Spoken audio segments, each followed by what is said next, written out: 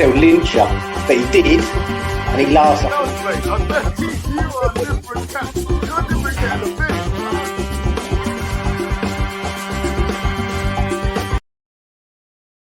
Hi everybody, Russ on the West Ham Network. Hope you're safe and well. A wet Thursday for you. Very wet Thursday in Hornchurch, and windy as well. If you're new around here, give it a like, give it a comment, give it a share, give it a bloody good subscribe. Bit of a pre-record today. I do apologise. Budden's not feeling too on the ball today, so I thought rather than do it live and start coughing and stuff, I'll do a pre-record. And I thought I'd talk very, very quickly about the World Cup. The World Cup. That's why we're off for 6 weeks. That's why I've got no West Ham for 6 weeks, because of the bloody World Cup. And obviously there's a number of West Ham players who are actually going to be performing at the World Cup, which is nice to see. And so what I thought I'd do is give you a little bit of a rundown. Obviously we know who's playing, but when they're playing in terms of the next week, and also a bit about what's everyone else is doing when the World Cup's going on, in terms of the Premier League, in terms of the teams who are and the players who aren't in the World Cup, because I think that's quite interesting as well, particularly from a West Ham perspective. So let's have a quick look. So in terms of who's going to be in the World Cup, let's move that thing away from Paqueta. There we go. So in terms of who's going to be in the World Cup, although there's 5, it's technically 6, because Vlasic is on loan at Torino. So obviously we've got Declan Rice for England, we've got Tilo Kehrer for Germany, we've got Alphonse Areola for France, Lucas Paqueta for Brazil, we've got Naya Faged for Morocco, and Nikola Vlasic for Croatia. So we've got, a fair, and actually we've got 4 out of those 6, I think, have got a chance of getting to the latter stages potentially. So there may be some West Ham contingent throughout the whole tournament, hopefully. I got England and Belgium in my work sweepstakes, so yeah, could have been better. Could have been a lot worse. I believe one person got Iran and... Was it Iran and Saudi Arabia, or Iran and... I can't remember what it was, yeah. Iran and Qatar, something like that. No chance. No chance at all. In terms of the games that are happening next week, so in terms of Monday to Sunday next week, there's a lot. And I've just picked out the ones here with West Ham interest. So obviously Declan Rice's England will play Iran on Monday the 1st. Obviously it kicks off on Sunday, officially, with Qatar versus Ecuador. But England start their World Cup campaign on Monday, and then on the Tuesday we've got Alphonse Areola's France versus Australia. The chances are Areola's not going to be playing many games, to be honest. And then we've got West Ham clash, so to speak, of Morocco versus Croatia. And actually it'll be quite interesting, because you'll see probably Naya Faged defending against Nikola Vlasic, for example. And then on Wednesday at 1 p.m, we've got Tilo Kehra's Germany versus Japan. Thursday, we've got 7 p.m, we've got Brazil versus Serbia. And also after that game, just so you guys are aware, after that game, we've got another Iron Supporting Food Bank's game show, which is Blockbusters, with myself and hopefully Ryan from West Ham Fan TV and ex-WH2 employee. So, and keep an eye on that, keep an eye on all the socials, because you can be entered in for a chance to win a match-worn Lucas Fabianski shirt, which is very good. All donations to the food banks, with a certain link we're going to be putting up very shortly, we'll be able to... any sort of donations, I think it's £10 a ticket, basically. So if you put 20 quid in, you get 2 tickets, that type of thing. And then we'll draw that at the end of the game show on Thursday. So you have Brazil versus Serbia, and then as soon as that finishes, about 9 o'clock, then you have the game show. That's your Thursday night sorted. Tell the wife you're busy. And then on Friday, 7 p.m, England versus USA, which will be a barnstorm of a match. I think that will be lots of interest across the pond as well in that one. And then we've got Saturday, 4 p.m, France versus Denmark. 1 p.m, Belgium versus Morocco. 4 p.m, we've got Vlasic versus Canada. And then 7 p.m. on Sunday, we've got Spain versus Germany. That'd be a good game. And that's obviously the first week's worth of football. So we've got 3, 6, 7, 8, about 10 games with West Ham interest in some part, albeit with Croatia, obviously Vlasic on loan, but that type of thing. You know what I mean.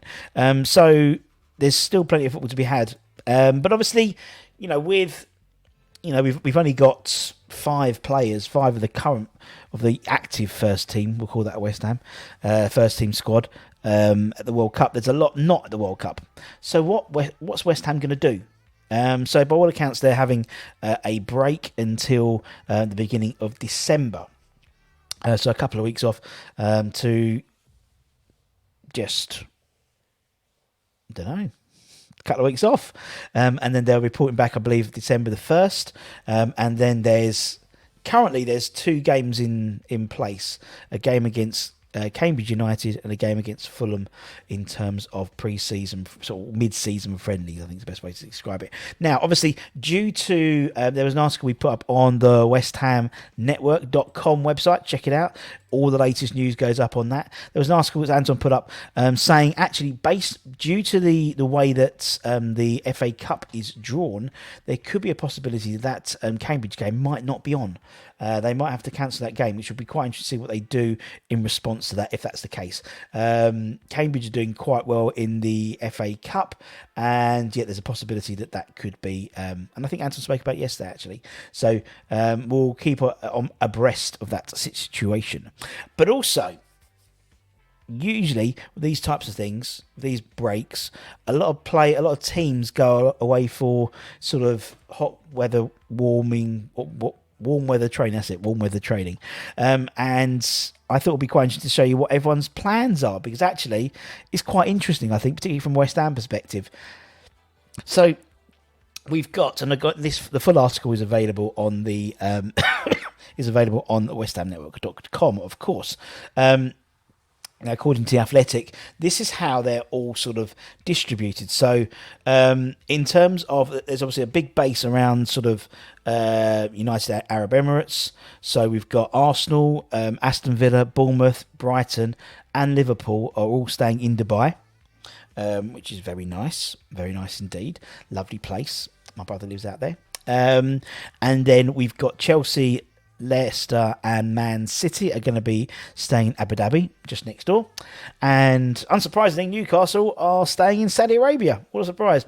And then Spain is the next destination in terms of popularity, with Brentford, Nottingham Forest, I'll talk about Leeds in a minute, Man United and Wolves, all going to be in Spain in some places. Wolves is going to be in Marbella. There we go. And I believe Spain is Andalusia, which is lovely. Man City, Man United is Andalusia. Now, Leeds is quite an interesting one. Leeds were planning a trip to San Francisco to do, because their minority owners are San Francisco 49ers owners. But because of a poor run of form, they've decided to cancel that, and they are actually currently planning a trip to Spain for warm weather training. Fulham are going to Marco Silva's home country rather, of Portugal. He's Portuguese, isn't he? Yeah, I think he's Portuguese. Crystal Palace are going to Turkey. Everton are going to Australia to feature in the Sydney Super Cup, and they're playing Celtic and Western Sydney Wanderers in a tournament. So you'll notice there's no West Ham in there, and that's what we're currently led to believe, that actually we're not doing anything in terms of warm weather. So we will be very much home alone at Christmas.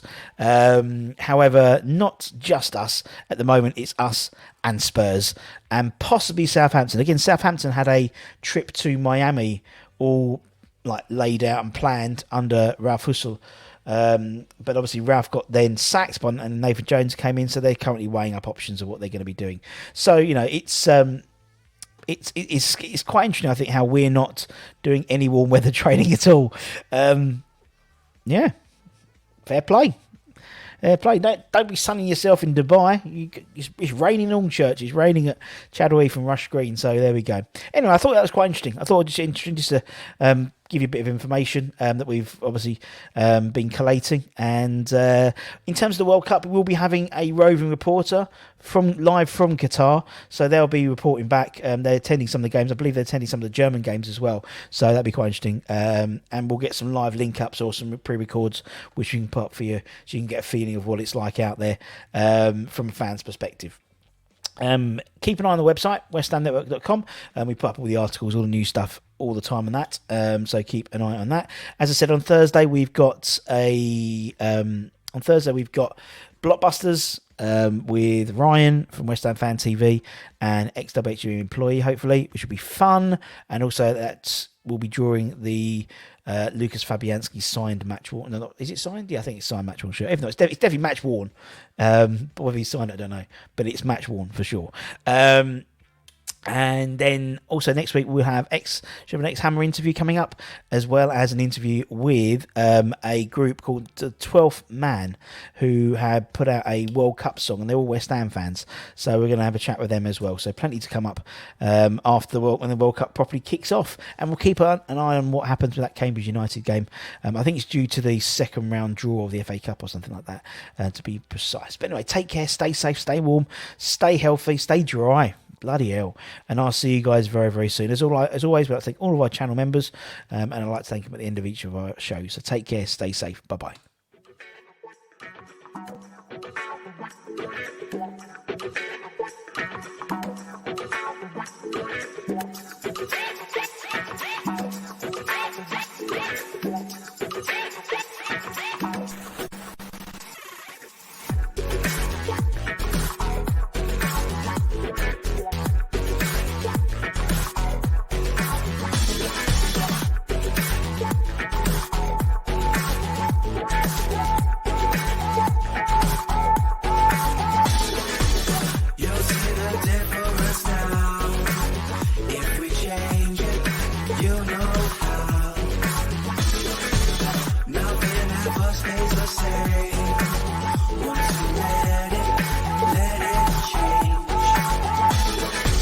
It's like a family tree, part of you and part of me. And if we should separate,